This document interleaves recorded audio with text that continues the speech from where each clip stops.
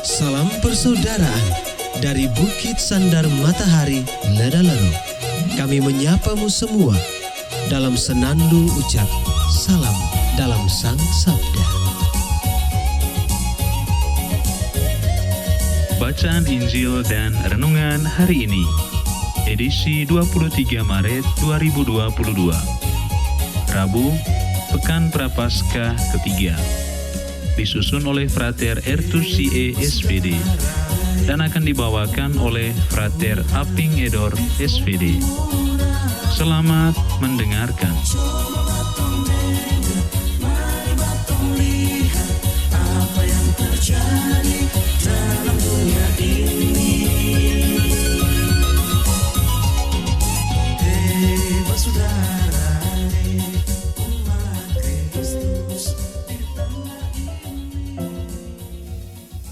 Bacaan diambil dari Injil Matius, bab 5, ayat 17 sampai 19. Dalam khotbah di bukit, Yesus berkata kepada murid-muridnya, "Janganlah kamu menyangka bahwa aku datang untuk meniadakan hukum Taurat atau kitab para nabi. Aku datang bukan untuk meniadakannya, melainkan untuk menggenapinya. Karena aku berkata kepadamu, sungguh, selama belum lenyap langit dan bumi ini, satu iota atau satu titik pun tidak akan ditiadakan dari hukum Taurat sebelum semuanya terjadi. Karena itu siapa yang meniadakan salah satu perintah Taurat, sekalipun yang paling kecil, dan mengajarkannya demikian kepada orang lain, ia akan menduduki tempat-tempat yang paling rendah di dalam kerajaan surga. Tetapi siapa yang melakukan dan mengajarkan segala perintah Taurat, ia akan menduduki tempat yang tinggi di dalam kerajaan surga." Demikianlah Injil Tuhan. Terpujilah Kristus.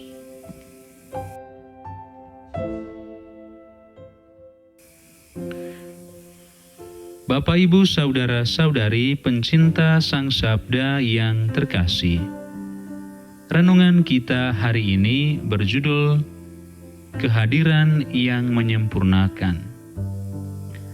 Ada dua pesan hidup yang bisa kita renungkan bersama berdasarkan kisah Injil hari ini. Pertama, hidup keagamaan yang baik ialah mengajarkan dan melakukan segala perintah Tuhan. Hal ini menjadi acuan yang sangat penting bagi kita di tengah dikotomi yang menekankan hanya pada pengajaran tentang iman atau hanya pada perbuatan nyata. Ini terutama bagi orang yang menganggap tahu firman Tuhan, seperti ahli-ahli Taurat dan orang-orang Farisi, maupun para pemimpin umat saat ini. Juga hal ini berlaku untuk semua orang Kristen. Ada dua jebakan dalam hidup orang Kristen yang harus dihindari. Pertama, kemunafikan, yaitu mengajarkan kebenaran kepada orang lain, tetapi tidak melakukannya sendiri.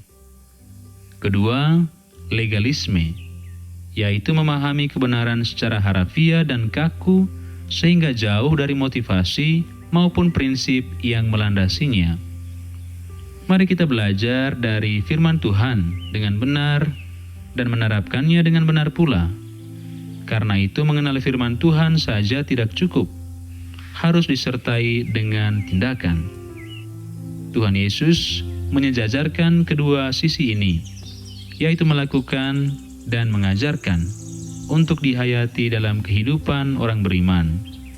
Sebelum seseorang mengajar orang lain tentang kebenaran firman, ia wajib melakukan dan hidup di dalamnya terlebih dahulu.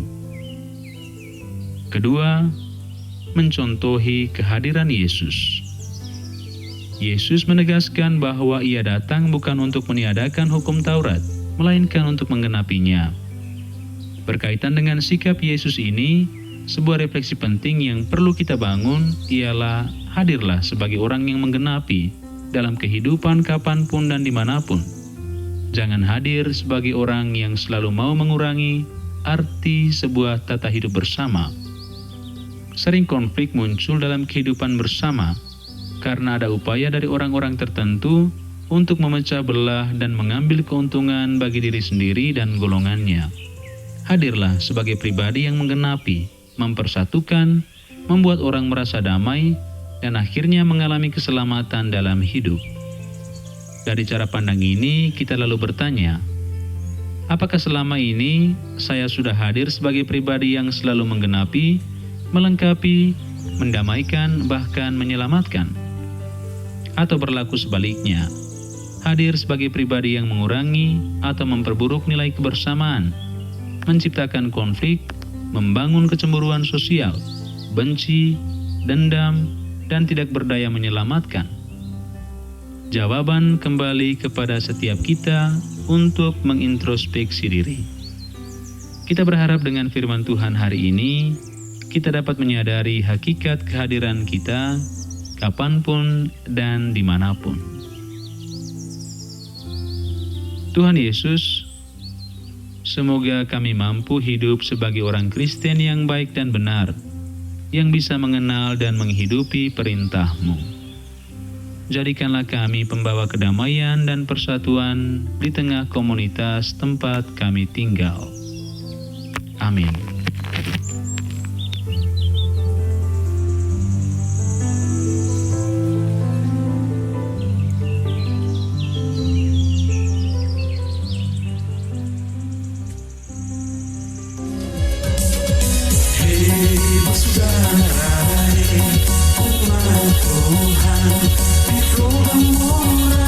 Sahabat-sahabat pencinta Sang Sabda, kita baru saja mendengar bacaan Injil dan renungan edisi hari ini.